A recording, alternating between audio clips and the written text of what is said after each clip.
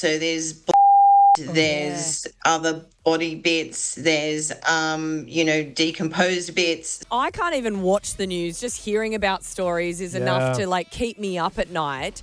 Do you like kind of like grim and gruesome things, or are you able to compartmentalize? And is this purely just a job? I do like gross and disgusting things.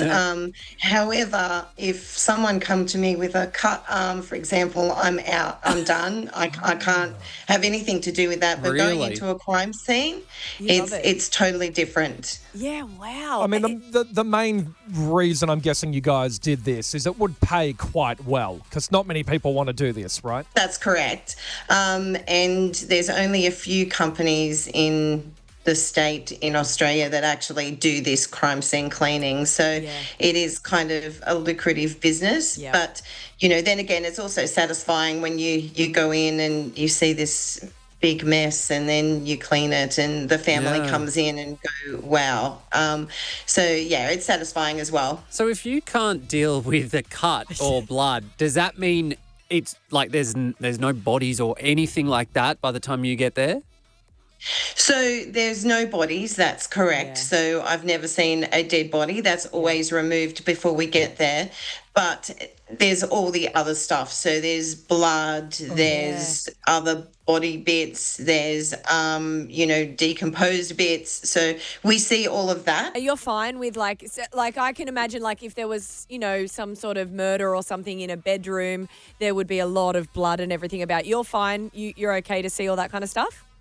Yes. The only thing that I dislike a lot is maggots, and there's lots of maggots when you go into particularly people that have passed away and haven't been found for weeks or months. There's lots of maggots, lots of flies.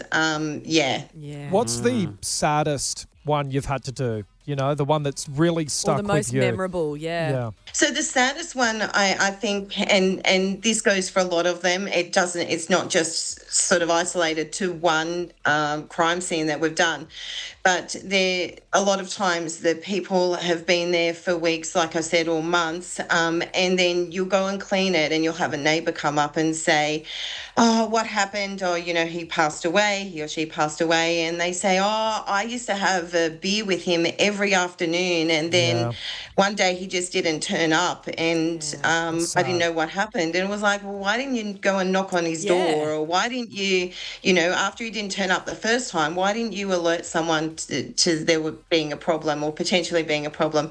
That's the saddest thing for me, is that, no one checks on people these days. Yeah, that is really sad when you think about it. The loneliness. If I didn't see my neighbour for like even a couple of days, I'd be knocking on their door. Yeah.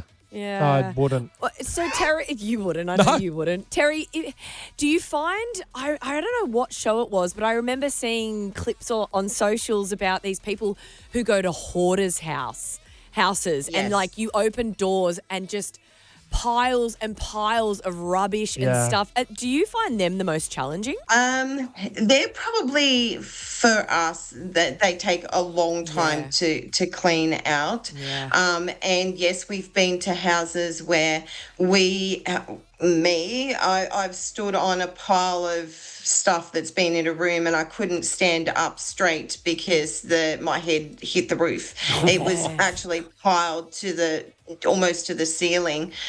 They're probably the most challenging, but they're probably also the most disgusting because there's food at the bottom of that rubbish. There's cockroaches, there's silverfish, there's all this other stuff that I would rather do a crime scene clean. And so you like, even just hearing you talk about that kind of stuff, I feel a bit like squeamish already. Do you ever get squeamish or feel a bit uneasy? Not uneasy or squeamish, but you sort of go, when you pull something out, you go, oh, far out, that really stinks. And you kind of you're out for a minute. But other than that, no. Hey, Terry, going back to all this cash you make doing it, does it depend on the severity of what you're dealing with, how much you charge?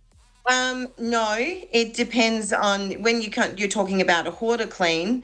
It depends on how many skip bins we have to get to throw Yeah. all of the stuff out. So- It depends on how long it's going to take us as well. So can I ask then, like, what's the most you've charged for one house or like one situation? $14,000. And how long would that have taken you? That took us a week. Okay, it's not bad coin for 14 a grand week. for a week. Yeah. Hey, before we let you But it's go, hard work. what about emotionally and your mental health? Have you got to have counselling? You're seeing some pretty severe things. How are you and your husband with it, your partner? No, we're okay mentally. I think we go in and we see it as being helpful to the family, to the person that's passed away. And if I can tell you a story, we went to Parks, an old farmer, a guy there. I believe in ghosts. My partner doesn't. And we went up there and we were cleaning out this guy's house, and he was clearly a smoker, but the house didn't smell of smoke. And as we were cleaning the bathroom, this smell of cigarette smoke came out of the bathroom, and I just said, we know you're here, but we're cleaning it up so your family doesn't see it.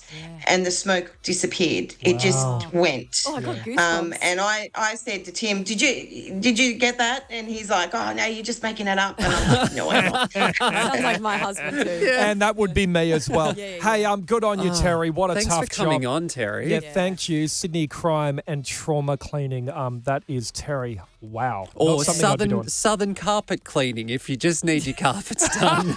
So I'd get around to do my couch, actually. She'd do a bloody good job, wouldn't Yes, she? she would.